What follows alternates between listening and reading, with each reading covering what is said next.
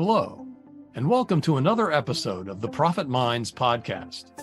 I'm your host, Dr. Stephen Kirch, creator of the Profit Minds Growth System, a unique blend of profit growth, productivity acceleration, and building robust business process for scale. In every episode, I interview entrepreneurs and small business owners from around the world with a unique story to tell. You can find the show on YouTube, LinkedIn, Apple and Google Podcasts, Stitcher, Spotify, and more. Well, hi, everyone. Today, my guest is Vicki Mizel, founder of Brain Sprouts and an expert in memory regeneration. Today, we're going to be talking about how to improve your brain, no matter what age you are. And let's get started today. Welcome, Vicki. Thank you so much, Stephen, for having me. Yeah. So the brain is this really interesting thing. You know, we all have one. Some of us use it better than others. So tell us your story. How did you get to be a brain regeneration expert? Well, I had to learn how to regenerate my own brain.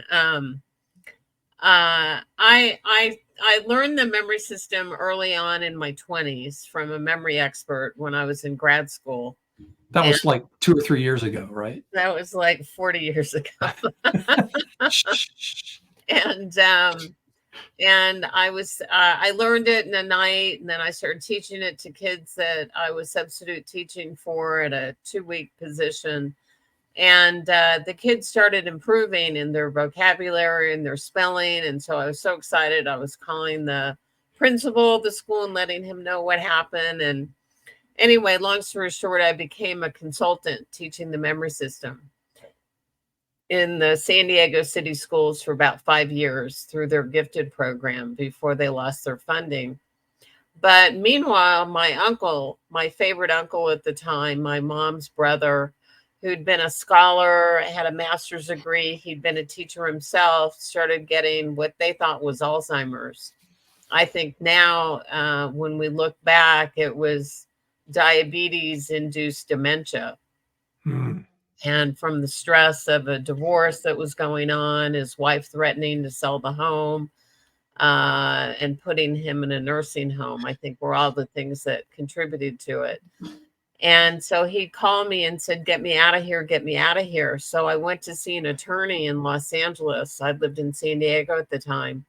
And he said, because you're a niece and not his daughter, you're going to have to see if you can prove this memory system you're doing with kids could help people with Alzheimer's disease. So I contacted the dean at the community college in San Diego. He was wonderful. His name was Ortega St. John. And we ended up chatting for 2 hours, and I told him my plight. And he really liked me, and he said, I want you to go heal my people. He said, I'm going to make you a communications expert. And he put me in different assisted living places and an Alzheimer's daycare center. And that's how I got started. Wow. So it was really quite something. Yeah. And so what's the essence of what it is that you do to help people improve their memory? Well, when normal information is short-term memory is considered only 7 to 30 seconds, and long-term memory is forever. So the beauty of this technique is you can take a piece of information and turn it into a picture. A picture is worth 1,000 words. So no matter what your way of learning is, you can see it, taste it, touch it, hear it, smell it, feel it, if it's a picture. So I basically teach the language of pictures and then something that motivates the person. So for this particular group of Alzheimer's people, it was their wedding day. They all remembered this emotionally impacted, positive day. So then I got them up out of their chairs and had them act out a moment in time from their honeymoon. And then I took that one idea, like one woman, it was the kiss. Somebody else, it was the opera house. Somebody else, it was a golf course because he and his wife were playing golf on their honeymoon. And then I went and I had an artist draw a picture. And when I came back the next week, instead of them forgetting like they had been for a few months, they all knew which picture was theirs. And I got them up and we videoed it, and it was incredible. So we were using a combination of acting techniques with the memory system and then modifying it a little bit for them. And it was the day the Alzheimer's remembered. I actually have it on my website for free, brainsproutsmemory.com, under special programs, I think it is. And it says under radio shows, and it's the day the Alzheimer's people remembered. That's really amazing. My mother-in-law suffers from Alzheimer's, and she's in her 90s. And one of the things that's really wonderful about it, of course, is it's for me an abject lesson in living in the moment, because she doesn't remember what's happened recently. When my wife goes to visit her, sometimes my wife is confused with a sister or one of her other daughters, just because she knows my wife is important, but doesn't always make the right connections. So talk a little bit about how, because you said you should improve your memory at any age.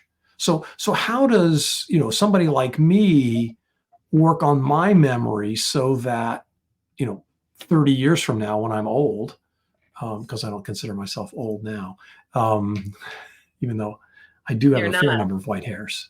That's okay. How do we start now? How do we improve our memory? How do we use these techniques to help stave off?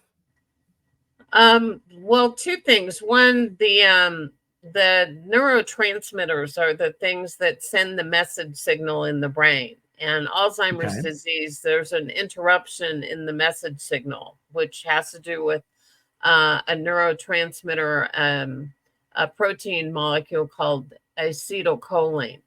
So number one, you want to have choline in your diet. So the best way to do that is to take a nutritional supplement. There's phosphatidylcholine that you can get. It's called PS100 at Whole Foods. You can pick it up. Jarrow is a really good brand that I like. Or you could get just citicoline, CITICOLINE.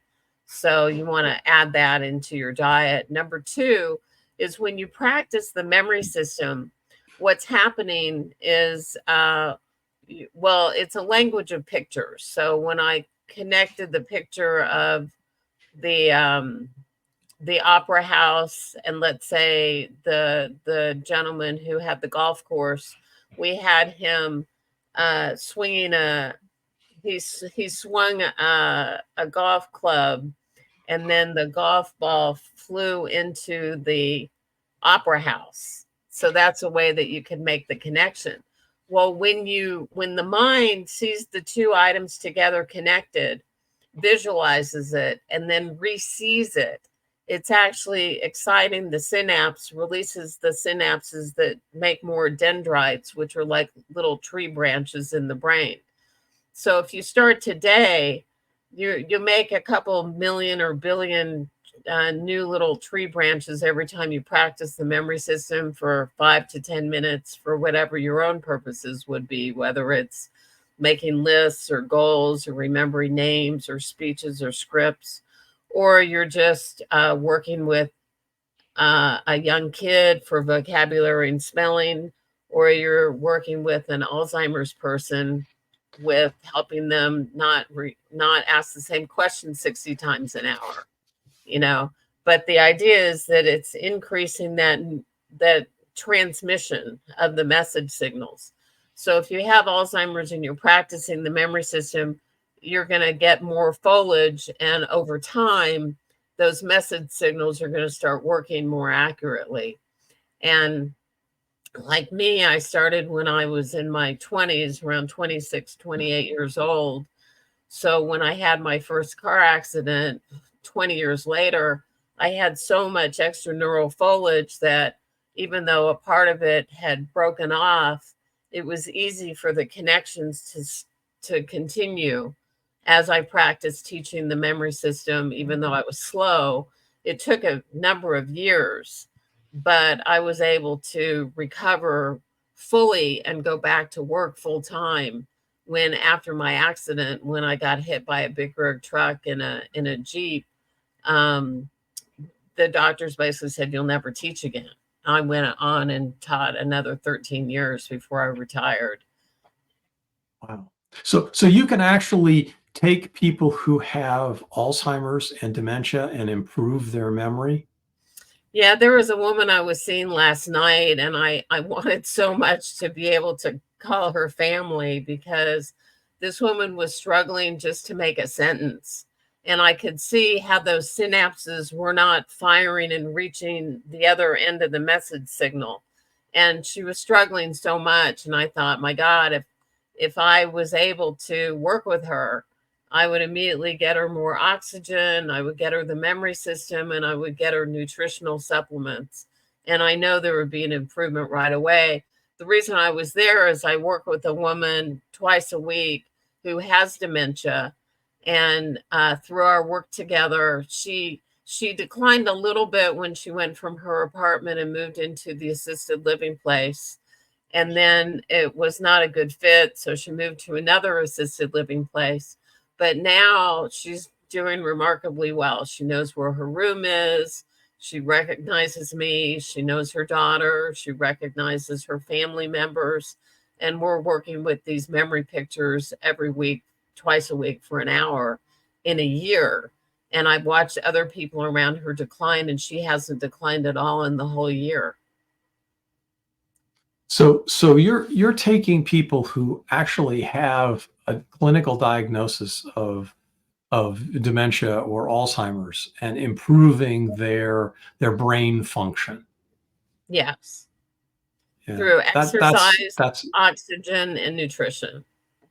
okay. So it takes, so the exercise, I presume, is to improve the circulation so that more oxygen gets to the brain. Is Oh, that I is that meant what's going like the on? memory, the Oh, the memory. memory exercise. Okay. So it's not physical exercises, but memory Well, exercises. physical exercise is good too. It's Okay. good to get them up and walking around just so they don't lose that ability, which happens a lot in assisted living places. But, ideally, you want to get physical exercise, the mental agility, nutrition, and then if they can stand it, I mean, if the doctor clears it, then hyperbaric oxygen is really helpful. What is that? Hyperbaric oxygen. Yeah. There are these tanks that fill up with oxygen. You put a little Ah, oxygen I've thing in I've your seen nose. people I've seen people walk around with those tubes. And most of those are like patients with COPD or something like that who Yeah, require the oxygen. this is a little bit, those things are the same, but you go into an oxygen tank and it fills up for 60 minutes or 90 minutes with pure oxygen. And if you practice the memory system in the oxygen tank, then you're actually getting all kinds of new oxygen into the brain, into all the new little neural branches that you're creating, and it stays, and it's really powerful. So what's your experience with younger people and watching because you've been doing this a long time and watching their progression as they get older? Do you see a decline in people's memory? I thought you were going to ask me a different question. I thought you were going to say, how are the people who learned the memory system with you 40 years ago doing today? Well, Um, that's essentially the question. So so I taught it to my supervisor, who's probably in her 90s now. She only had one lesson. She's doing very well. There's a woman who learned the memory system when I was teaching in New York named Lynn. She was 68 at the time. and she learned it so she could help memorize lines for a show that she was doing where she was playing Greta Garbo. She since, I think she practices it on and off. And then she also has a caregiver now at the age. She's 98 now, and she's still performing at Don't Tell Mamas in New York on her birthday and her son's birthday. So, and actually, there are about a handful of memory experts: Jerry Lucas, Harry Lorraine, Arthur Bornstein, Hermine Hilton. They're in their 80s and 90s now, and none of the memory experts are suffering from any kind of dementia at all. So whether it's this system or a different system, I like this system. I think it's easier to learn and more powerful. But if you're practicing and stimulating your brain and getting millions and billions of neural branches a day, you're going to have so much neural foliage that you're just going to be a genius. Or at least by comparison to what you would have been if you hadn't done that. Yeah, in fact, the memory expert, I found a YouTube of him from a few years ago. He turned 70, and he said that his brain's better now than it was when he was 50, which I thought was pretty interesting, that he was saying it had improved. Wow. So what are the kinds of things that people I guess maybe I should ask you, what's a sign that says that you really need to work this? Are there early warning signs that you're aware of? I think when what my uncle told me, I remember when, I didn't know anything about dementia or Alzheimer's. I was just panicked as to how I could help him. And before he was in the nursing home, he said, Vicki, he said, I drive down a street that I've driven for 30 years, and I forget where to turn to get home. I know in my accident, I had been driving to my chiropractor's office from Los Angeles to Huntington Beach, and I got lost probably 4 times on my way there. And I've been going there for 20 years. If you're in a crowd of people that you've known, like you took classes with, you've done business with, and you can't remember their names, or if you're in the middle of a speech and you completely lose your place and you just can't remember where you were. I mean, we all have natural, easy memory lapses, but when it's significant like that, like in the movie Don't Tell Alice, she was jogging and she got herself lost. She was in the middle of giving a presentation. Yeah. She lost her ability. When I had my car accident, I remember going to a book signing of Gary Small, and his niece was there, and she happened to be a classmate of mine. And she said, "Hi, Vicki." And I said, "Have we met?" And she said, "You sat next to me for a year in grad school." "Yes, we've met." I said, "Please forgive me. I had a car accident and I'm really, really struggling." But I got it back, and I'm grateful to that. I'm really grateful for that. I hate to think what could have happened to me if I didn't know about the memory system. Yeah. So I think what that points to is that no matter what your age, you need to work on strengthening those neural pathways in your brain. Exactly. And I think your message, Vicki, is whether you choose the brain sprouts method or somebody else's method, that's not what's important. What's important is that you do something, right? That you strengthen it. Is that fair? It's definitely fair. I have an 83-year-old friend who was my professor when I was 20. And he does, I'm not a fan of crossword puzzles, but he loves them. And he does them every single day religiously.